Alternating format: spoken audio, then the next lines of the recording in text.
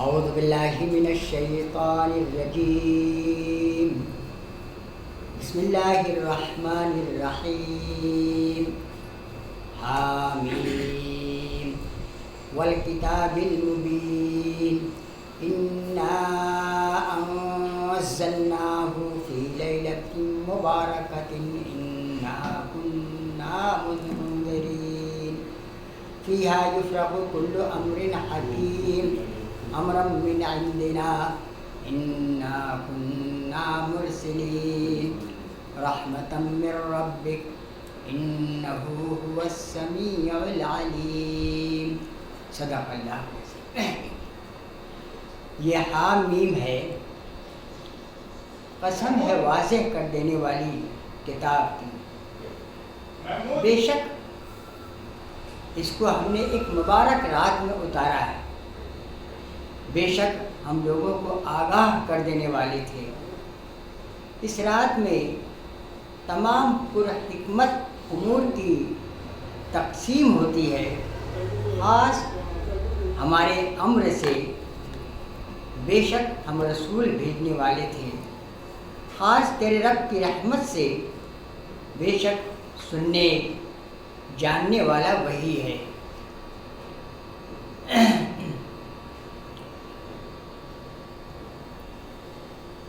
حاضرین کرام،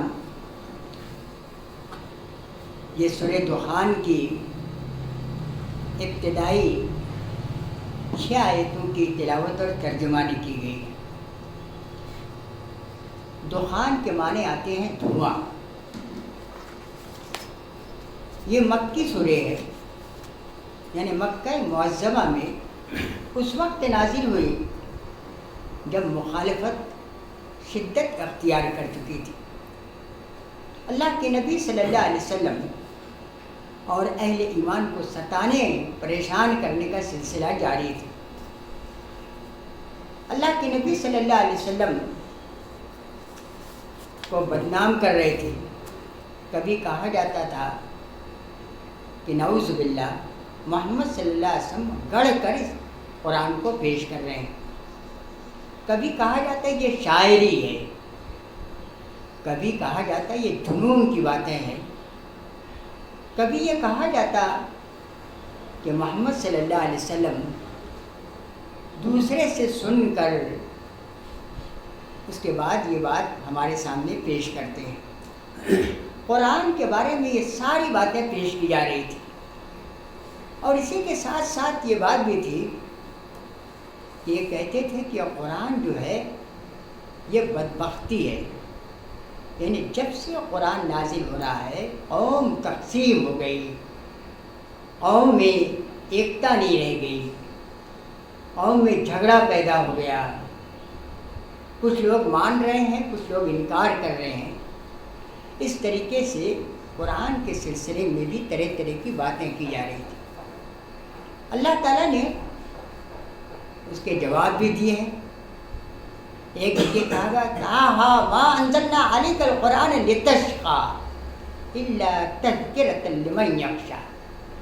قرآن پاک بدبختی والا کلام نہیں، یہ کلام نازل ہوا ہے کہ بدبختی اور قوم کو میں جھگڑا پیدا کرنے کے لیے نہیں آیا، بلکہ یہ تو وہ کلام ہے کہ جو اللہ سے ڈرنے والا ہو اس کے لیے ایک نصیحت کا سامان اس میں موجود ہے۔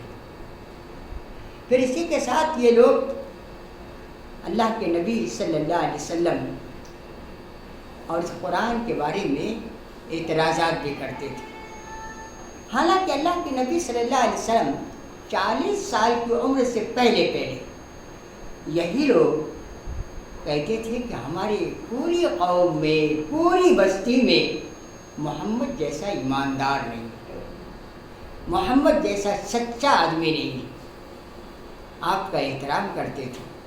مگر جیسے ہی اللہ کا کلام نازل ہوا مخالفت شروع ہو گئی، بدنام کرنے کا سلسلہ جاری ہو گیا۔ اللہ تعالیٰ نے یہاں پر اسی بات کو وضاحت فرمائی کہ یہ قرآن جو ہے یہ بدبختی نہیں بلکہ اللہ رب العزت کی طرف سے نازل ہوا ہے۔ اب اس سورہ دخان یعنی دھواں، اس میں اللہ کے نبی صلی اللہ علیہ وسلم نے جب دیکھا کہ مخالفت بہت زیادہ ہے تو آپ نے اللہ تعالیٰ سے دعا کی کہ اللہ ان پر سختی، مصیبت، پریشانی اور اسی طریقے سے تنگی ان کے اوپر جاری کر دے۔ اللہ کے نبی صلی اللہ علیہ وسلم لوگوں کے دشمن نہیں تھے، اللہ کے نبی لوگوں کا برا نہیں چاہتے تھے، مگر یہ انہوں نے اس لیے کہا تاکہ جب مصیبتیں اور پریشانیاں آتی ہیں تو آدمی اللہ کی طرف رجوع کرتا ہے، اس کے دل میں نرمی پیدا ہوتی ہے۔ جیسا کہ 9ویں پارے میں اللہ تعالیٰ نے ارشاد بھی فرمایا ہے کہ جب ہم مصیبتیں ڈالتے ہیں تو اس لیے ڈالتے ہیں تاکہ انسان میں نرمی پیدا ہو، اللہ کی طرف رجوع ہو، پلٹیں۔ اللہ کے نبی نے اسی سوچ کے تحت اللہ سے دعا کی۔ چنانچہ جب وہاں پر قحط کا عذاب آیا، یعنی ایسا ہو گیا کہ کھانے پینے کی محتاجی ہو گئی، پریشانی ہو گئی، لوگ دانے دانے کو ترسنے لگے، اس موقع پر حال یہ ہو گیا کہ بھوک کی وجہ سے لوگوں کو کے سامنے اندھیرا چھا جاتا تھا، گویا ہر طرف دھواں دھواں دکھائی دیتا تھا۔ تو مشرکین مکہ میں ابو سفیان جو ان کا ایک سردار تھا، وہ اللہ کے نبی کے پاس آ کر کہتا ہے کہ اے محمد تم خدا سے دعا کرو، یہ مصیبت جو ہمارے اوپر آئی ہے آپ دعا کریں گے تو مصیبت ختم ہو جائے گی اور ہم اللہ کی طرف رجوع کریں گے، مان لیں گے۔ اللہ کے نبی نے دعا کی اور اس کے بعد یہ حالات تبدیل ہو گئے۔ تو یہاں اللہ تعالیٰ فرما رہا ہے حامیم، یہ سورہ یہ مقطعات ہے، انشاءاللہ اس سلسلے میں رات میں گفتگو ہوگی۔ والکتاب المبین، یہ واضح اور کھلی ہوئی کتاب کی قسم، یعنی قسم کھا کر یہ کہا جا رہا ہے کہ یہ کتاب بالکل کھلی ہوئی کتاب ہے، یہ واضح کتاب ہے، اس کتاب میں کوئی غلط بات نہیں ہے، ہر بات صحیح ہے، اور ایسی کتاب ہے کہ سمجھنا بھی کوئی مشکل نہیں ہے، ٹھوس باتوں کی طرف رہنمائی کرنے والی کتاب۔ سورہ بنی اسرائیل میں اللہ نے فرمایا کہ ان ھذا القرآن یہدی للتی ہی اقوم ویبشر المؤمنین الذین یعملون الصالحات ان لہم اجرا کبیرا، کہ یہ کتاب ٹھوس، واضح اور محکم باتوں کی طرف رہنمائی کرنے والی، اور جو لوگ اسے مان لیتے ہیں ان کو خوشخبری سناتی ہے جنت کی، باغات کی، اور ایک بڑے اجر کی جو مرنے کے بعد انہیں ملنے والا ہے۔ تو اس کتاب کے سلسلے میں قرآن نے خود ارشاد فرمایا، یہ کتاب مبین کی قسم، جب قسم کسی بات کی کھائی جاتی ہے تو اسے دلیل اور گواہ کے طور پر پیش کیا جاتا ہے۔ یہاں کہا گیا کہ اس کتاب مبین کی قسم، یعنی اس کتاب کے سچ ہونے میں، اللہ کی طرف نازل ہونے میں، یہ کتاب خود گواہی دے رہی ہے، کتاب کے مضامین گواہی دے رہے ہیں، کتاب کا انداز بیان گواہی دے رہا ہے، کتاب میں جو باتیں پیش کی گئی ہیں وہ گواہی دے رہی ہے۔ اگر تم غور کرو گے کہ کتاب خود گواہی دے گی کہ یہ کتاب انسانی کلام نہیں، اللہ کے نبی نعوذ باللہ اپنی طرف سے گڑھ کر نہیں پیش کر رہے ہیں، نہ ایسا ہوا کہ بہت سارے لوگ جمع ہو کر اس کتاب کو ترتیب دیا، نہ یہ بات ہے کہ کوئی شاعرانہ بات ہے، بلکہ یہ خدا کی کتاب تنزیل من رب العالمین، یہ رب العالمین کی طرف سے نازل ہوا ہے، اس میں کوئی شک اور شبہ نہیں۔ پھر یہ کتاب کیسے گواہی دے گی؟ جب اس سے ہم معلوم کریں گے تو ایک تو یہ کہ اللہ نے قرآن کے بارے میں دشمنوں کو یہ چیلنج کیا پہلے ہی بارے میں، وَإِن كُنتُمْ فِي رَيْبٍ مِّمَّا نَزَّلْنَا عَلَىٰ عَبْدِنَا فَأْتُوا بِسُورَةٍ مِّن مِّثْلِهِ۔ اگر تم کو شک ہے یہ اللہ کی طرف سے نازل نہیں ہوا ہے تو اس کے جیسی ایک سورہ تم بنا کر لے آؤ۔ اس لیے کہ انسان اگر کوئی کلام بناتا ہے تو دوسرے اس سے اچھا بنا سکتے ہیں۔ انسانی کلام میں ایک سے ایک بڑھ کر ذہین لوگ ہوتے ہیں۔ پھر یہ جو قرآن کہتا ہے وَادْعُوا شُهَدَاءَكُم مِّن دُونِ اللَّهِ إِن كُنتُمْ صَادِقِينَ، تمہارے جتنے حواری، مواری، ہمدرد، بڑے بڑے لوگ سب کو اکٹھا کر لو، سب مل کر بیٹھیں، عقل سے غور کریں، اور جیسا قرآن میں نازل ہوا ہے، قرآن نازل ہوا ایسا ایک سورہ ہی بنا کر لے آئے۔ قرآن نے وہاں پر جو چیلنج کیا، یہ چیلنج آج تک ہے اور قیامت تک رہے گا۔ اس کے بعد قرآن کہتا ہے فَإِن لَّمْ تَفْعَلُوا وَلَن تَفْعَلُوا، اور اگر تم ایسا نہ کر سکو اور کر بھی نہیں سکتے، اس لیے کہ اللہ کا کلام ہے اور خدا جو کلام بنایا ہے انسان نہیں بنا سکتا۔ اگر انسان بنایا ہوتا تو دوسرا انسان بنا سکتا تھا۔ تو قرآن کہتا ہے کہ اگر تم ایسا نہ کرو اور کر بھی نہیں سکو فَاتَّقُوا النَّارَ الَّتِي وَقُودُهَا النَّاسُ وَالْحِجَارَةُ أُعِدَّتْ لِلْكَافِرِينَ، تو ڈرو اس عذاب سے جس کا ایندھن انسان اور پتھر ہونے والے ہیں اور کافروں کے لیے وہ تیار کیا گیا ہے۔ تو قرآن بار بار چیلنج کرتا ہے کہ یہ کتاب الہی خود ایسی کتاب ہے، قرآن ایسی کتاب ہے کہ انسان بنا نہیں سکتا، انسانی کلام نہیں۔ چنانچہ بہت سارے واقعات یہ بات بھی آتے ہیں۔ حضرت طفیل دوسی رضی اللہ تعالیٰ عنہ، مشرکین مکہ نے یہ کیا تھا کہ جو بھی باہر سے آتا اس کو کہتے کہ محمد نام کا ایک آدمی ہے، وہ ایسا ایسا کلام پیش کرتا ہے جو جادو ہے، اس کے کوئی سنو مت ورنہ باپ دادا کے مذہب سے ہٹ جاؤ گے، تم بے دین ہو جاؤ گے، اس لیے اس کا کلام سنو مت۔ لوگوں کو روکا کرتے۔ حضرت طفیل دوسی پڑھے لکھے تھے، اچھے شاعر تھے، انہوں نے بھی ان کی بات میں آ کر کانوں میں روئے ٹھونس لی کہ میرے کان میں وہ بات نہیں آئے گی تو میرے اوپر کوئی اثر نہیں پڑے گا۔ مگر اس کے بعد تھوڑی دیر بعد وہ سوچتے ہیں کہ میں تو سمجھدار آدمی ہوں، کسی کی بات میں آ کر اور ویسا ہی کرنا یہ کون سی عقل بندی۔ اور انہوں نے کانوں سے روئی نکال لی۔ جب روئی نکالی اور نبی اکرم صلی اللہ علیہ وسلم کا کلام سنا تو پکار اٹھے کہ یہ انسانی کلام نہیں، ایمان لے آتے ہیں۔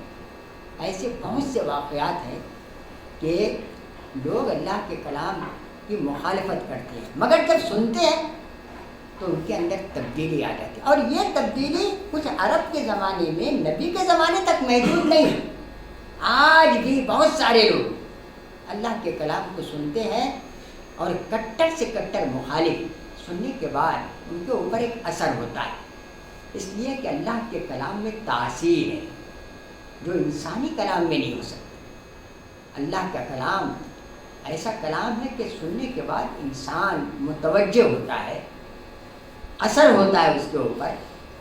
بلکہ قرآن یہ بھی کہتا ہے لو انزلنا هذا القرآن على جبل لرأيته خاشعا متصدعا من خشية الله، اگر ہم اس کلام کو کسی پہاڑ پر نازل کرتے تو تم دیکھتے کہ خدا کے خوف سے وہ ریزہ ریزہ ہو جا رہا ہے۔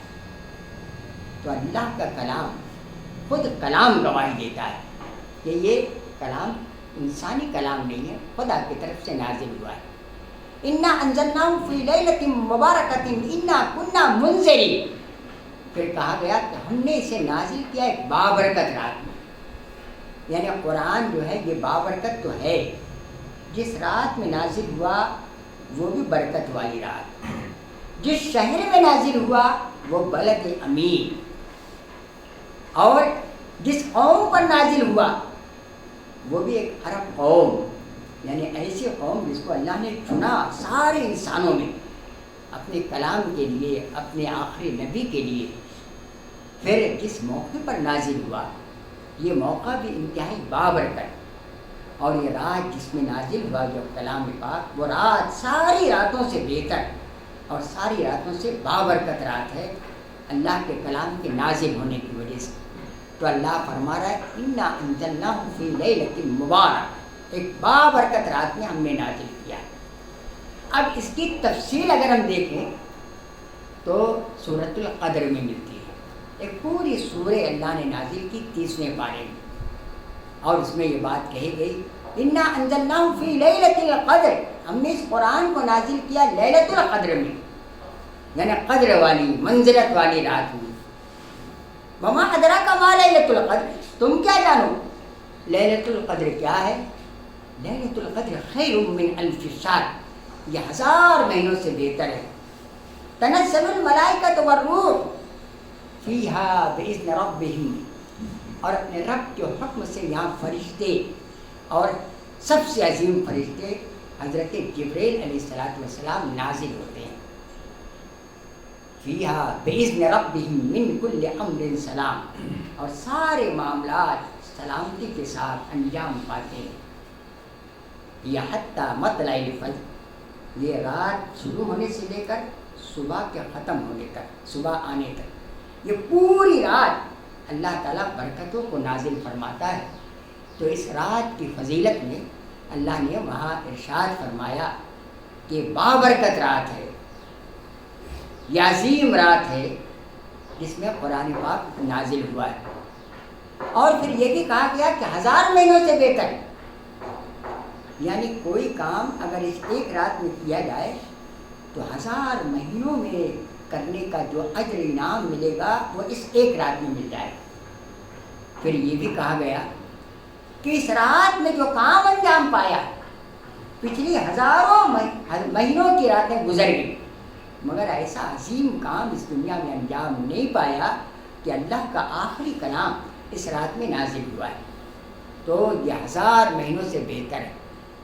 اور اس رات کے بارے میں یہ بھی آتا ہے حدیث میں کہ جیسے ہی یہ رات آتی ہے حضرت جبریل علیہ السلام فرشتوں کے ساتھ نازل ہوتے ہیں، خانہ کعبہ پر جھنڈا لگا دیتے ہیں اور پورے زمین پر پھیل جاتے ہیں، دعائیں کرتے ہیں ان لوگوں کے لیے جو اس رات کی اہمیت کے تحت عبادات میں لگے ہوئے ہیں، قرآن کی تلاوت کر رہے ہیں، ذکر و اذکار کر رہے ہیں. ان کے لیے دعائیں کی جاتی ہیں اور ان کے لیے سلامتی کا بات کی جاتی ہے. تو اس طرح اللہ تعالیٰ نے سورۃ القدر میں اس رات کی اہمیت بیان کی ہے کہ یہ رات کتنی عظیم رات ہے. اب اس رات میں قرآن نازل ہوا. 40 سال جب اللہ کے نبی کی عمر ہوئی، آپ غار حرا میں تھے اور ان کا ایک معمول تھا کہ آپ وہاں روزانہ جاتے تھے، کبھی کبھی کئی دن وہاں رہتے تھے. حضرت خدیجہ وہاں کھانا پہنچا دیتی تھی، وہاں اللہ کے دھیان لگائے ہوئے بیٹھے رہتے تھے. اور وہیں پر حضرت جبریل علیہ السلام آتے ہیں اور قرآن کی پہلی آیتیں جو نازل ہوتی ہیں، اور اس میں اقرا بسم ربک الذی خلق، خلق الانسان من علق، اقرا وربک الاکرم الذی علم بالقلم، علم الانسان ما لم یعلم. یہ 5 آیتیں سب سے پہلے نازل ہوئی غار حرا میں، اور پورا تفصیلی واقعہ ہے کہ اللہ کے نبی کے ساتھ کیا ہوا. اور یہ ایسا کلام تھا کہ جب پہلے ہی بار نازل ہوا تو پیارے نبی کو چونکہ پہلا معاملہ تھا، پہلی بار آیتیں نازل ہوئی تھی، آپ گھبرا گئے. اور گھر آنے کے بعد حضرت خدیجہ سے کہتے ہیں کہ ایسی کیفیت ہوئی ہے اور میں بہت پریشان ہوں، زملونی زملونی، مجھے اڑا دو، چادر اڑا دو، شال اڑا دو، اس لیے کہ میں بہت خوف زدہ ہوں. اور اس کے بعد جب اٹھتے ہیں تو نبی اکرم صلی اللہ علیہ وسلم کو حضرت خدیجہ اپنے ایک رشتہ دار جو توریت کے عالم تھے ان کے پاس لے جاتی ہے اور کہتی ہے دیکھو یہ ایسا معاملہ ہوا ہے، کیا ہے؟ وہ فوراً کہتے ہیں کہ یہ وہی ناموس ہے جو اس سے پہلے حضرت عیسیٰ اور حضرت موسیٰ پر نازل ہوا ہے۔ اور یہ بھی کہتے ہیں کہ جب بھی یہ کسی نبی پر نازل ہوا ہے قوم ان کی مخالف ہو گئی، ان کو ستایا، پریشان کیا۔ یہ بھی کہتے ہیں کہ یہاں سے ان کو نکال دیا جائے گا، اور اگر میں اس وقت زندہ رہوں گا تو میں ان کی تعریف کروں گا، میں ان پر ایمان لے آؤں گا۔ تو یہ پہلی آیتیں نازل ہوئی شب قدر میں، اور جب پہلی آیت نازل ہوئی تو اس کا مطلب ہے کہ اب قرآن کا آغاز ہو گیا، شروع ہو گیا قرآن کا نزول۔ اور پھر اسی رات میں اللہ تعالیٰ پورے قرآن کو آسمان دنیا کو نازل کر دیتا ہے، اور اس کے بعد وہ پورا قرآن آہستہ آہستہ ضرورت کے تحت نازل ہوا ہے۔ اس لیے کہ اس سے پہلے جتنی کتابیں دنیا میں آئیں، توریت ہے، زبور ہے، انجیل ہے، یہ پوری کتاب اللہ نے ایک وقت میں نازل کر دی، مگر قرآن پاک کا معاملہ اس سے مختلف۔ قرآن پاک پورا کے پورا اللہ کے نبی کو نہیں دے دیا گیا، بلکہ پہلے یہ 5 آیتیں نازل ہوئیں، اور ان 5 آیتوں کے بعد کچھ دنوں تک کچھ نازل نہیں ہوا، اور اس کے بعد سورہ مدثر کی آیتیں نازل ہوئی، اور وہاں کہا گیا یا ایھا المدثر قم فانذر وربک فکبر وثیابک فطہر والرجز فاہجر، کہ اے اوڑھ لپیٹ کر سونے والے اٹھو اور لوگوں کو ڈراؤ، اللہ کی بڑائی کا اعلان کرو۔ تو اس طریقے سے یہ قرآن آہستہ آہستہ ضرورت کے تحت نازل ہوا ہے۔ لوگوں نے یہ بھی اعتراض کیا کہ ایک مرتبہ میں کیوں نہیں نازل ہوا؟ قرآن نے اس کی بھی حکمت بیان کی ہے کہ ایک مرتبہ میں اللہ کے نبی پر نازل نہیں کیا گیا۔ اس کی حکمتیں ہیں۔ ایک حکمت تو یہ ہے کہ اگر ایک مرتبہ میں نازل کر دیا جاتا تو اس کا بوجھ اللہ کے نبی سہار نہیں سکتے تھے، اسی لیے تھوڑے تھوڑے وقفے سے، تاکہ آپ کے اندر اس کو قبول کرنے کی صلاحیت پیدا ہو جائے۔ دوسری بات یہ ہے کہ قرآن پاک اور اسلامی تحریک یہ دونوں ایک دوسرے کے ساتھ جڑی ہوئی۔ اللہ کے نبی اور اہل ایمان پر جیسے حالات پیدا ہوئے، جیسی ضرورت ہوئی، جیسے سوالات کیے گئے، ان کے جوابات قرآن پاک میں دیے گئے کہ یہ قرآن جو ہے یہ خدا کی طرف سے نازل ہوا ہے، اور اس کا بر وقت جواب دے کر اللہ کے نبی کو تسلی دی گئی۔ دشمنوں کو جواب دیا گیا کہ تم جو بات یہ کہتے ہو یہ صحیح نہیں ہے۔ تو اس طریقے سے قرآن پاک تھوڑا تھوڑا کر کے 23 سال کے عرصے میں نازل ہوئی۔ مکے میں 13 سال تک اور مدینہ طیبہ میں 10 سال قرآن پاک نازل ہوا ہے۔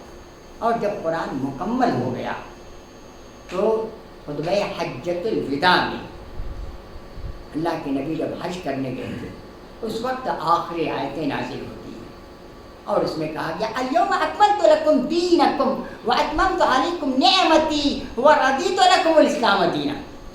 آج میں نے اپنا دین مکمل کر دیا ہے اور میں نے اپنی نعمت پوری کر دی۔ نعمت یعنی قرآن کی نعمت۔ تو یہ آخری آیتیں نازل ہوئی، گویا قرآن 23 سال میں تھوڑا تھوڑا کر کے اللہ کے نبی پر نازل ہوتا رہا۔ تو یہاں کہا گیا انا انزلناہ فی لیلۃ مبارکۃ، ہم نے اسے بابرکت رات میں نازل کیا ہے۔ یہ بڑی بابرکت رات ہے۔ اب اللہ نے قرآن کو نازل کیوں کیا، اس کی وجہ کیا ہے؟ تو یہاں اللہ تعالیٰ فرماتا ہے انا کنا منذرین، ہم نے اس قرآن کو نازل کیا ڈرانے کے لیے۔ ہر نبی دنیا میں جب آتا ہے تو اس کی 2 حیثیتیں ہوتی ہیں، ایک تو خوشخبری سنانے والا اور دوسرے ڈرانے والا۔ جو لوگ ایمان لے آئے ان کو جنت کی خوشخبری، اور جو انکار کر دے انہیں جہنم کے عذاب سے ڈرایا ہے۔ ایک جگہ اللہ تعالیٰ فرماتا ہے لِتُبَشِّرَ بِهِ الْمُتَّقِينَ وَتُنذِرَ بِهِ قَوْمًا لُدًّا، اے نبی ہم نے اس قرآن کو آپ کی زبان میں آسان اس لیے نازل کیا ہے جو ایمان لے آئے ان کو جنت کی خوشخبری سنا دے، جو دھرم لوگ ہیں انہیں جہنم کے عذاب سے ڈرا دے۔ تو یہ قرآن بھی خوشخبری بھی سنانے والا ہے اور ڈرانے والا ہے۔ اور اللہ کے نبی کے بارے میں جو قرآن کہتا ہے بشیرا و نذیرا، کہ آپ خوشخبری سنانے والے بھی ہیں اور جہنم کے عذاب سے ڈرانے والے ہیں۔ تو اس کے نازل کرنے کا مقصد کیا ہے؟ انا کنا منذرین، تاکہ ہم لوگوں کو ڈرا دیں۔ اس لیے کہ حضرت ابراہیم اور اسماعیل علیہ السلام کے بعد تقریباً کئی ہزار برس ایسے گزر گئے کہ مکے میں کوئی نبی نہیں آیا، کوئی کتاب نازل نہیں۔ انبیاء بنی اسرائیل جو آئے یہ عرب میں نہیں آئے، دوسرے علاقوں میں نازل اترے ہیں، وہیں ان کی کتابیں آئیں، مگر حضرت ابراہیم اور اسماعیل کے بعد پورے عرب میں کوئی نبی نہیں آیا، بلکہ حضرت ابراہیم اور اسماعیل علیہ السلام کی ہدایات جو تھی اس میں بھی بڑی تبدیلی پیدا ہو گئی تھی، شرک آ گیا تھا۔ وہ خانہ کعبہ جس کے بارے میں قرآن کہتا ہے کہ ان اول بیت وضع للناس للذی ببکۃ مبارکا وہدی للعالمین، کہ یہ ہدایت کا مرکز، توحید کا مرکز خانہ کعبہ، جس کو حضرت ابراہیم اور اسماعیل علیہ السلام نے نئے سرے سے تعمیر کیا تھا، اب یہ خانہ کعبہ کہ جو توحید کے لیے بنا تھا، ایک خدا کی بندگی کے لیے تعمیر ہوا تھا، اسی میں مشرکین مکہ میں جب بگاڑ پیدا ہوا تو 360 بت نصب کر دیے، شرک آ گیا۔ حالانکہ شرک سے خلاف حضرت ابراہیم نے دعا کی تھی کہ اے اللہ تعالیٰ اسے توحید کا مرکز بنانا، مگر جب امتوں میں بگاڑ پیدا ہوتا ہے، جیسے بنی اسرائیل میں بگاڑ پیدا ہوا تو ان کے اندر بہت ساری خرابیاں آ گئی، ان کے اندر بھی شرک آ گیا، ان کے اندر بھی خدا کے ساتھ، بلکہ ان کے اندر تو یہاں تک ہوا کہ انہوں نے اپنے انبیاء کو خدائی درجہ دے دیا۔ عیسائی کہتے تھے مسیح ابن اللہ، حضرت عیسیٰ علیہ السلام اللہ کے بیٹے ہیں۔ یہودی کہنے لگ گئے عزیر ابن اللہ، عزیر اللہ کے بیٹے ہیں، یعنی شرک، نبی جو توحید لے کر آیا، شرک کو مٹانے کے لیے آیا، اسی کو خدائی میں شریک کر دیا گیا۔ تو یہ بگاڑ عرب میں بھی پیدا ہو گیا تھا، کوئی نبی نہیں آیا تھا، تو اللہ کے نبی کو بھیجا گیا منذرین، یعنی ڈرانے والا، جو خدا کے عذاب سے ڈرا دیا جائے، صحیح بات ان کے سامنے پیش کر دی جائے۔ یہ انذار منذر بنا کر اللہ نے ان کو بھیجا ہے۔ پھر اس کے بعد کہا گیا فیہا یفرق کل امر حکیم، کہ سارے معاملات اس رات میں حکمت کے ساتھ انجام پاتے ہیں، یعنی حکیمانہ فیصلہ اللہ تعالیٰ اس رات میں کرتا ہے۔ اب حکیمانہ فیصلہ کیا ہوتا ہے، اس کا تذکرہ سورہ قدر میں بھی ہوا ہے کہ اس رات ہوتا یہ ہے کہ وہ فرشتے جو مقرب فرشتے ہیں اللہ تعالیٰ کے قریب رہتے ہیں، اور اللہ تعالیٰ ان کے ذریعے سے دنیا میں احکامات بھیجتا ہے۔ یہ فرشتے اللہ کے احکامات لے کر پورے سال کیا ہونے والا ہے وہ لے کر نازل ہوتے ہیں، اور دنیا میں جتنے فرشتے اس کام کو انجام دیتے ہیں ان کو بتا دیا جاتا ہے کہ تم کو فلاں وقت میں فلاں کام انجام دینا ہے۔ یہ ساری چیز گویا اس رات میں انجام پاتی ہے۔ تو اللہ فرما رہا ہے فیہا یفرق کل امر حکیم، سارے حکیمانہ فیصلے، یعنی اللہ کا تعالیٰ کے سارے حکیمانہ فیصلے۔ حکیمانہ فیصلے سے مراد یہ ہے کہ اللہ تعالیٰ ایک تو یہ ہے کہ دنیا میں خدا کا عذاب بھی آتا ہے، اللہ کی رحمتیں بھی نازل ہوتی ہیں، اس رات میں رحمتیں بھی نازل ہوتی ہیں، اور اسی رات میں اللہ تعالیٰ قوموں کے بارے میں فیصلہ بھی نازل کرتا ہے کہ کس قوم کے ساتھ کیا انجام کیا جائے گا، کیسے معاملات ہوں گے، کیسے حالات سے انسان گزریں گے۔ امرا من عندنا، ہمارے پاس سے، یعنی دنیا میں جو حالات پیدا ہوتے ہیں کسی اور کا اس میں دخل نہیں، خدا کے سوا کوئی اور نہیں ہے جو اس کام کو انجام دے۔ بہت سارے لوگ جو مشرک ہوتے ہیں، شرک کرتے ہیں، وہ سمجھتے ہیں کہ فلاں اور فلاں اور فلاں بھی اس کام کو انجام دیتے ہیں، روزی فلاں بھی دینے والا ہے، ہماری مصیبتیں فلاں بھی دور کرے گا، ہمارے کاموں کو فلاں بھی انجام دے گا، بارش فلاں خدا انجام دیتا ہے، مصیبتیں فلاں کے ذریعے آتی۔ یہ سب چیز جو ہے یہ غلط ہے، بلکہ خدا کی طرف سے سارے احکام ہوتے ہیں۔ بلکہ قرآن یہ بھی کہتا ہے للہ ملک السماوات والارض، آسمان اور زمین کی بادشاہت اللہ، خدا کے سوا کسی کو اختیار نہیں ہے کہ کوئی کام انجام دے سکے۔ یہاں تک کہ انبیاء کرام کو بھی اللہ نے یہ حق نہیں دیا ہے کہ اپنے طور پر کوئی کام انجام دے سکے، خدا کے حکم سے وہ سارا کام انجام دیتے ہیں۔ اللہ تعالیٰ جب کوئی چاہتا ہے کہ وہی کام ان کے سپرد کرتا ہے اور اس کو انجام دیتے ہیں۔ چنانچہ نبی اکرم صلی اللہ علیہ وسلم کے بارے میں خود قرآن میں سورہ اعراف میں ہے کہ بہت سارے لوگ جو انبیاء کرام کے بعد جب بگاڑ پیدا ہوا ان کے ماننے والوں میں، انہوں نے کیا کہا کہ وہ عالم الغیب ہیں، وہ اچھے برے کو انجام دینے والے ہیں۔ قرآن میں اللہ کے نبی کی زبان میں کہا گیا وما کنت عالم الغیب، میں غیب کا علم نہیں رکھتا ہوں، لو کنت عالم الغیب لاستکثرت من الخیر وما مسنی السوء، اگر مجھ کو غیب کا علم ہوتا تو میں ساری خرابیاں جو آئندہ آنے والی اس سے آج ہی اپنے آپ کو بچا لیتا اور خیر سب اکٹھا کر لیتا، مگر مجھ کو بھی غیب کا علم نہیں ہے۔ بس جتنا اللہ نے بتا دیا اتنا ہی انبیاء کو بھی علم ہوتا ہے۔ یہ ہوتا ہے کہ عام انسانوں سے زیادہ ان کو اللہ تعالیٰ کچھ عطا کرتا ہے۔ تو یہاں اللہ فرمائے کہ سارے معاملات ہمارے پاس سے انجام پاتے، انا کنا مرسلین، ہم رسولوں کو بھیجنے والے بھی، یعنی رسول بھیج کر قوم کے سامنے حق کو واضح کیا جائے، جو بگاڑ ہے جو غفلت میں پڑے ہوئے ہیں ان کو چونکایا جائے۔ جب رسول آتا ہے تو قوم کو بیدار کرتا ہے، قوم کو صحیح بات بتاتا ہے۔ اللہ کے نبی صلی اللہ علیہ وسلم، جب اللہ کے نبی کو کہا گیا کہ قم فانذر وربک فکبر، آپ لوگوں کو ڈراؤ، تو آپ نے کیا کیا؟ آپ پہاڑی پر چڑھ گئے اور وہاں سارے قبائل کو آواز دی۔ قبیلے کے لوگ کیونکہ آپ کو مانتے تھے کہ آپ سچے ہیں اور آپ کی بات جھوٹی نہیں ہوتی، آپ ایماندار ہیں، قبیلے کے بڑے بڑے سردار وہاں آ کر اکٹھا ہو گئے۔ آپ اونچے مقام پر تھے، آپ کہتے ہیں بتاؤ اگر میں کہوں کہ دوسری طرف جو آپ کی نگاہوں سے پوشیدہ ہے میں دیکھ رہا ہوں، اگر میں کہوں کہ ایک فوج ہے جو تم پر حملہ کرنے والی، کیا مان لو گے؟ انہوں نے کہا ہم نے آپ کو سچا ہمیشہ پایا ہے، آپ کبھی جھوٹ نہیں بولتے، آپ مان لیں۔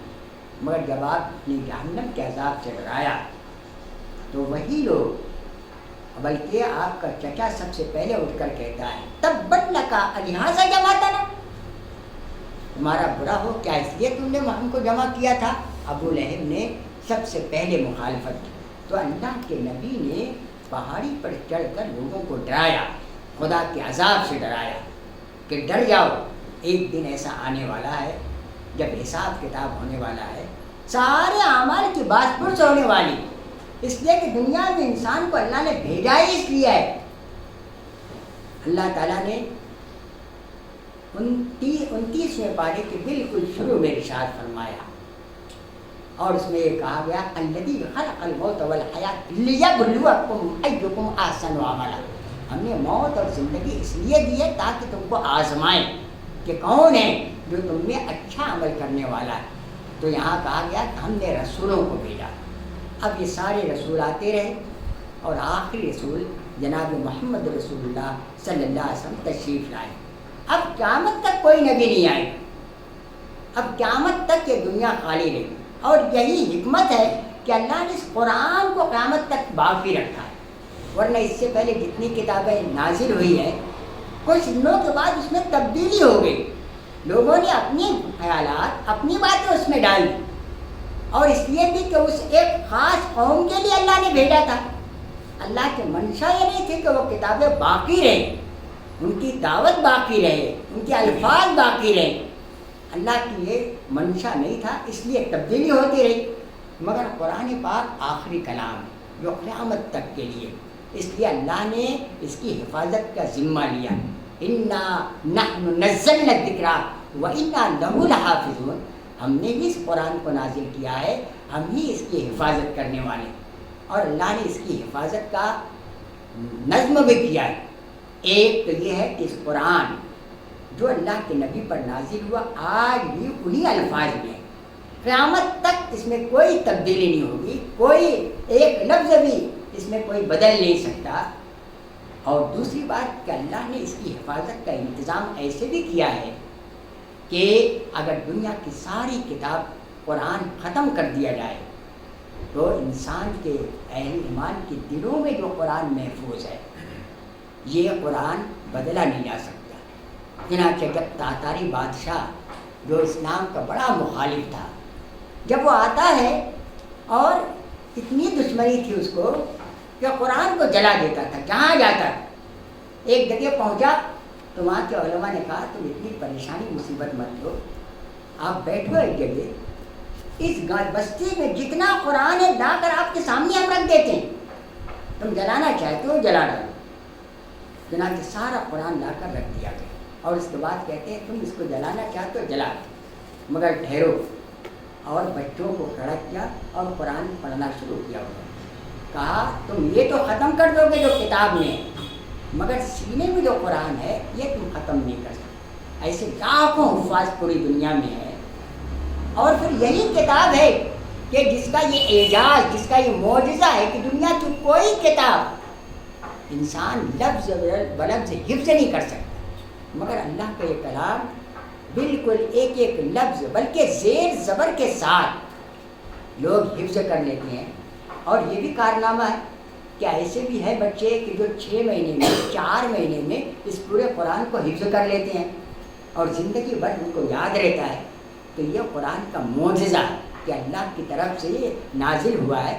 تو اللہ فرمائے انا کنا مرسلین، ہم نے انبیاء کرام کو بھیجا اور ان کو کتاب دی، رحمتم من ربک۔ اب اللہ نے نبی کو بھیجا اور کتاب دی، یہ خدا کی رحمت ہے۔ اگر یہ رحمت نہ ہوتی تو کیا ہوتا؟ اگر اللہ کے نبی نہ آتے، قرآن نازل نہیں ہوا، تو اس سے پہلے عربوں کا کیا حال تھا؟ آپس میں لڑ رہے تھے، جنگ جاری تھی، ذرا ذرا سی بات پر تلواریں نکل جاتی تھی، لڑکیاں پیدا ہوتی تھی اور کوئی دوسرا نہیں، اس کا اپنا باپ اس لڑکی کو گڑھا کھود کر دفن کر دیتا تھا۔ حالانکہ ماں باپ سے زیادہ بچوں کی کس کو محبت ہوتی ہے، مگر ایسی جہالت تھی کہ لڑکیوں کو دفن کر دیتے۔ ہر طرف ظلم ستم تھا، لوٹ مار تھا، خرابی ہر طرف عام تھی۔ اللہ کے نبی آئے اور قرآن آیا اور پورا عرب انسان، سارے انسان تبدیل ہو گئے، عربوں میں تبدیلی آ گئی۔ وہی لوگ جو دنیا کے سب سے بگڑے ہوئے لوگ تھے وہ دنیا کے رہنما بن گئے، جہاں جاتے تھے لوگ ان کو دیکھ کر اسلام قبول کر لیتے تھے، اس لیے کہ یہ قرآن تو الفاظ میں ہے مگر وہ قرآن جو صحابہ کی زندگی میں چلتا پھرتا تھا، پریکٹیکل قرآن، اس کو جب دیکھتے تھے تو لوگ متاثر ہوتے تھے۔ قرآن پڑھا نہیں، سنا نہیں، مگر جہاں گئے صحابہ کرام ان کو دیکھا اور دیکھنے سے متاثر ہوئے۔ بلکہ ہمارے اس ملک میں بھی ملبار کے ساحل پر جو صحابہ کرام رضوان اللہ علیہم اجمعین آئے، وہ آئے تھے تجارت کے لیے، مگر ان کی زندگی قرآن کے مطابق تھی، قرآن کے مطابق سارے اخلاق، سارے کردار، تیرا کاروبار، تجارت، ساری چیز قرآن کے مطابق تھی، اس لیے ان کو دیکھ کر لوگ ایمان قبول کرتے چلے گئے۔ تو اللہ کا یہ قرآن رحمتم من ربک، تیرے رب کی طرف سے ایک رحمت کے طور پر نازل کیا، انہ هو السمیع العلیم، وہ سب کچھ سننے والا اور جاننے والا ہے۔ تو اس طریقے سے قرآن کے نزول کے بارے میں، یعنی یہ شب قدر کی بارے میں کہ قرآن اس طرح نازل ہوا ہے، اس ان آیات میں اللہ نے یہ بات بیان کی۔ اب یہ ہے کہ شب قدر کون سی رات ہے، اس کی کوئی تعین نہیں کی گئی، یہ البتہ کہہ دیا گیا کہ کس مہینے میں۔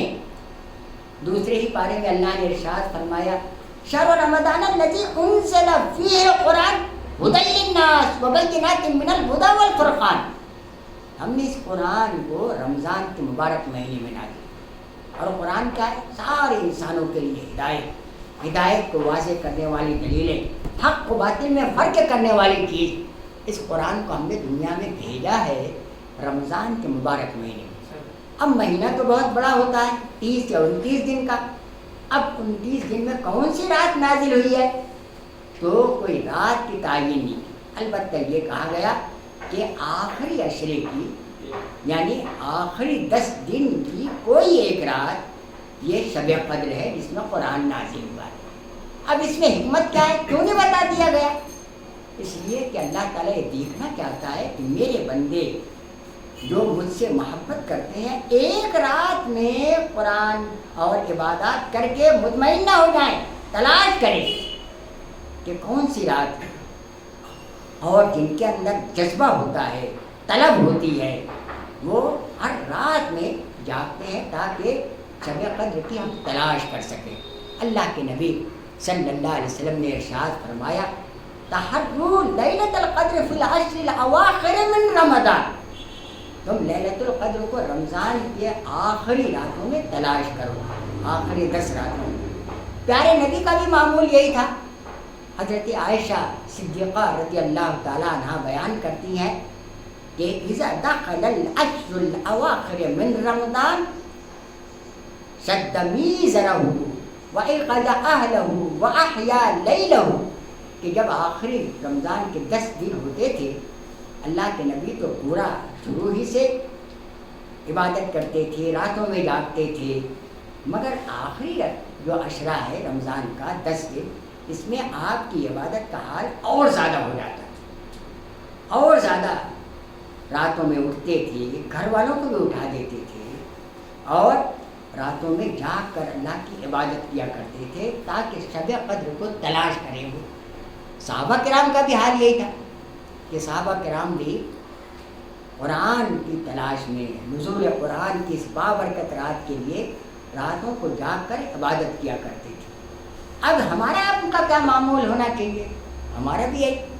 صحابہ کرام کے بارے میں قرآن کہتا ہے تتجافی جنوبہم عن المضاجع، جب سارے لوگ سو رہے ہیں بستر سے پیٹھ لگی ہوئی ہے، وہ بستر سے اٹھ کر، ان کی پیٹھ بستر سے لگی نہیں رہتی بلکہ اس وقت اٹھ کر اللہ کو یاد کرتے ہیں۔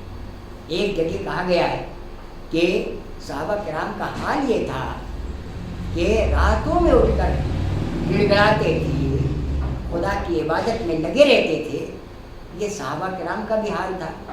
چنانچہ ایک جگہ اللہ فرماتا ہے سورۃ الفرقان میں، کہ سورۃ الفرقان میں اللہ تعالیٰ فرماتا ہے کہ اہل صحابہ کرام اللہ کے نیک بندے عباد الرحمن کون لوگ ہیں؟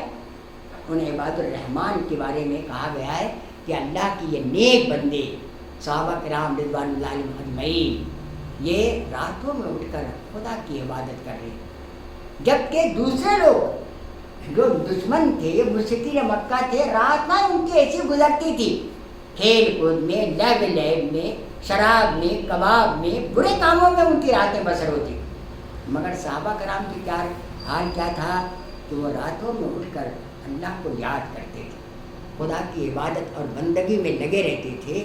یبیتون سجدا و قیاما، ان کی راتیں سجدے اور قیام میں بسر ہوتی تھی۔ تو صحابہ کرام کا بھی یہی حال ہے۔ عزیز بھائیوں، اس رات کے سلسلے میں ہمارا رویہ کیا ہونا چاہیے؟ اس رات اس اہم ترین رات ابھی آج سے سمجھو شروع ہونے والی، ان راتوں میں ہمارا رویہ کیا ہونا چاہیے؟ اس رات کی سب سے اہم عبادت قیام لیل۔ قیام لیل کس کو کہتے ہیں؟ قیام کے معنی کھڑا ہونا اور لیل کے معنی رات، یعنی رات میں کھڑے ہو کر اللہ کے حضور عبادت میں لگے رہنا۔ اور عبادت میں بھی وہ مقام جب آدمی سجدے میں ہوتا ہے وہ اللہ سے اور زیادہ قریب ہوتا ہے۔ تو اس رات میں خدا سے لو لگانا، عبادت میں لگے رہنا، یہ ایک مومن کا شیوا ہونا چاہیے کہ ان راتوں میں اللہ کی عبادت کرے، قیام لیل کرے۔ پیارے نبی کا حال کیا تھا کہ جب رات میں آپ قیام کرتے تھے اور خاص طور پر رمضان کی راتوں میں، تو صحابہ کرام بھی آ جاتے تھے اور وہ بھی آپ کے پیچھے قیام کیا کرتے تھے۔ پھر نبی علیہ الصلوۃ والسلام کا قیام لیل ایسا تھا کہ آپ رات میں بار بار اٹھتے تھے، کوئی ایک بار نہیں، آپ ایک بار اٹھے، کچھ نماز پڑھی، اس کے بعد آرام کیے، پھر اٹھے، اور خاص طور پر آخری ثلث یعنی آخری تہائی رات، اس میں اللہ کے نبی خدا تعالیٰ سے دعا کرتے اور نمازوں کا اہتمام کرتے تھے۔ تو یہی کام ہم کو بھی انجام دینا ہے، ہم اللہ رب العزت کی بارگاہ میں دعائیں کریں۔ حضرت عائشہ صدیقہ رضی اللہ تعالیٰ عنہ نبی علیہ السلام سے سوال کرتی ہیں کہ اگر میں اس رات کو پاؤں تو کیا کروں؟ آپ نے دعا سکھلائی، اور دعا کیا ہے؟ اللہم انک عفو کریم تحب العفو فاعف عنا۔ اے میرے رب، تو بڑا کریم، بڑا رحم کرنے والا ہے، میرے سارے گناہوں کو معاف فرما دے۔ اللہ تعالیٰ کے نبی نے، نبی اکرم صلی اللہ علیہ وسلم نے ایک حدیث میں ارشاد فرمایا، جب رات کا آخری حصہ ہوتا ہے تو اللہ تعالیٰ آسمانی دنیا پر آ جاتا ہے اور وہاں پکارتا ہے، ایک پکارنے والا پکارتا ہے، ہے کوئی جو مجھ سے دعا کرے میں اس کی دعا قبول کروں؟ ہے کوئی جو مجھ سے مغفرت چاہے میں اس کے سارے گناہوں کو معاف کر دوں؟ ہے کوئی جو مجھ سے مانگے میں اس کو سب کچھ دینے کے لیے تیار ہوں؟ تو اللہ تعالیٰ خاص طور پر رات کے آخری حصے میں پکارتا ہے، اور جو ایسے وقت میں اٹھ کر اللہ سے دعا کرتا ہے خدا تعالیٰ اس کی دعاؤں کو قبول فرماتا ہے۔ مگر ظاہر بات ہے کہ سب سے بڑا دشمن ہمارے ساتھ لگا ہوا ہے، اور وہ دشمن ہے شیطان، اور ایک دشمن ہے نفس، جس کے بارے میں اللہ کے نبی نے فرمایا ان اعداء عدوک نفسک التی بین جنبیک، تیرا بڑا دشمن وہ ہے جو تیرے پہلو میں بیٹھا ہوا نفس ہے، اور ایک دشمن شیطان۔ یہ دونوں کیا کوشش کرتے ہیں کہ رات میں آدمی اٹھنے نہ پائے، بلکہ یہ بھی کوشش کرتے ہیں کہ سحری میں تو اٹھائے مگر کہیں اٹھ کر نماز نہ پڑھنے لگ جائے، تو اس کو نماز سے روکنے کی کوشش کرتے ہیں۔ بلکہ آدمی جب رات میں اٹھنے لگتا ہے تو شیطان دلوں میں وسوسہ ڈالتا ہے، نم لیلاً طویلاً، ابھی سو جا، ابھی بہت رات باقی ہے۔ اور ایسا ہوتا ہے کبھی کبھی کہ آدمی سویا اور غفلت میں پڑا اور فجر کی نماز بھی ضائع ہو جاتی ہے۔ اس لیے ایسے وقت میں انسان کو ہوشیار ہونا چاہیے۔ اس دشمن کو شکست دینے کا طریقہ یہی ہے کہ ہم راتوں میں اٹھ کر اللہ کے آگے اللہ کے حضور دعائیں کریں، گڑ گڑائیں۔ پھر ایک چیز یہ بھی ہے کہ دنیا میں ہم جو نماز پڑھتے ہیں 5 وقت مسجد جاتے ہیں، ظاہر بات ہے مسجد جانا آنا محلے کے لوگ، بستی کے لوگ، پڑوس کے لوگ جانتے ہیں کہ نمازی یہ 5 وقت مسجد جا رہا ہے، مگر رات کے وقت جب سارے لوگ سو رہے ہیں، نیند کے آغوش میں ہوں، ایسے وقت میں اگر کوئی اٹھے گا تو کیا ہوگا کسی کو خبر نہیں ہوتی۔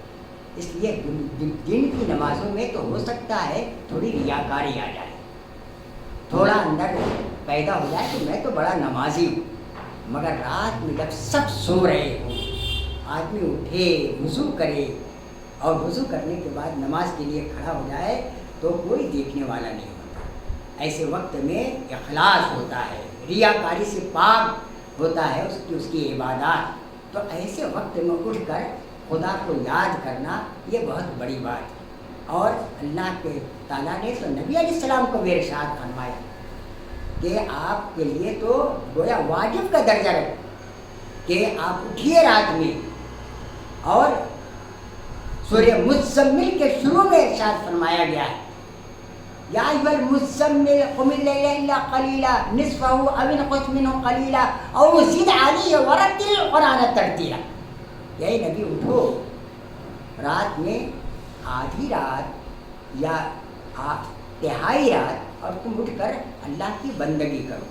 پھر اسی کے ساتھ یہ وقت ایسا ہوتا ہے کہ قرآن پڑھنے کے لیے بہترین وقت ہوتا ہے، اور اپنے نفس کو روکنا یعنی نفس کو قابو میں کرنا بھی بڑا آسان ہوتا ہے۔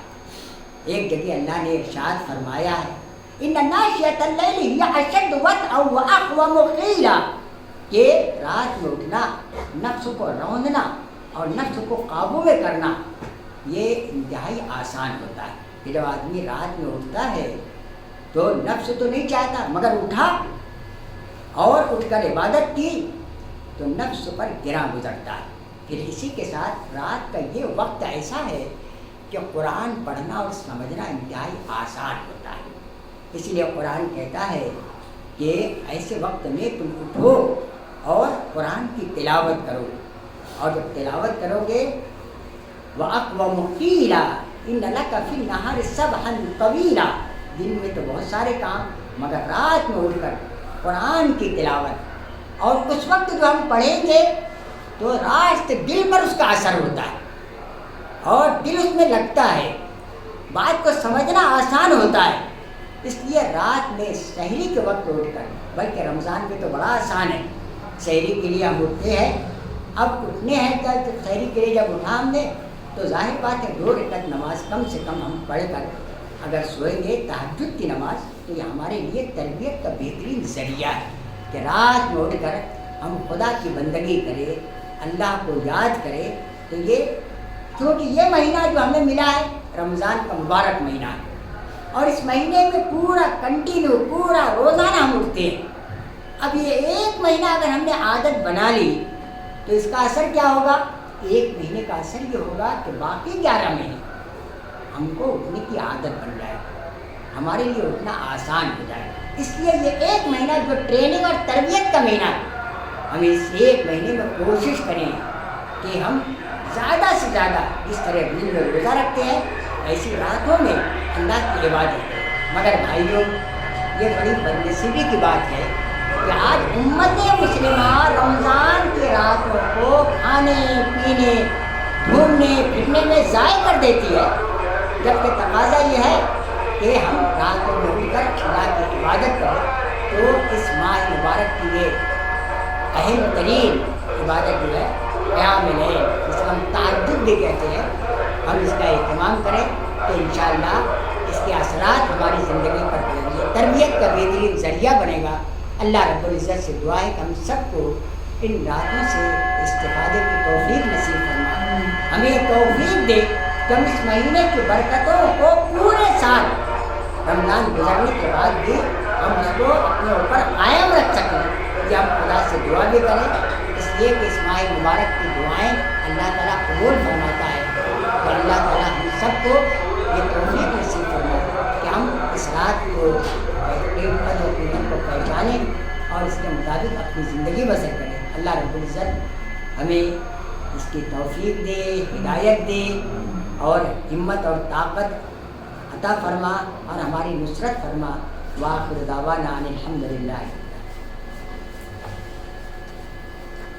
کوئی سوال ہو تو کر سکتے ہیں۔